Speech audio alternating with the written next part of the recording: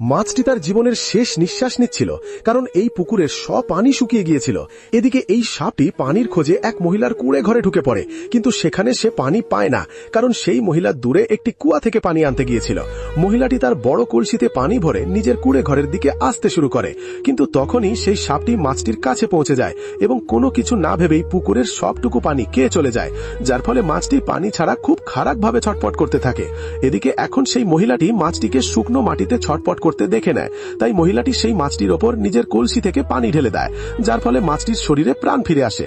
মহিলাটি যখন তার কুঁড়ে ঘরে পৌঁছাতে যাচ্ছিল, তখনই হঠাৎ তার পায়ে একটি বিচ্ছু কামড়ে দেয়, যার কারণে মহিলাটি মাটিতে পড়ে গিয়ে অজ্ঞান হয়ে যায়। এদিকে একটি তোতা পাখি সেই মাছটিকে তার নখ দিয়ে চেপে ধরে নিয়ে সমুদ্রে ছেড়ে দেয়। এরপর সে তাড়াতাড়ি গিয়ে সাপটিকে সব কথা জানায়, যার ফলে সাপটি খুব দ্রুত দৌড়ে আসে এবং মহিলার পায়ের সব বিষ চুষে নেয়, যার ফলে মহিলাটির জ্ঞান ফিরে আসে। এরপর মাছটি কান্না করতে শুরু করে, কারণ আপনি লাইক কমেন্ট এখন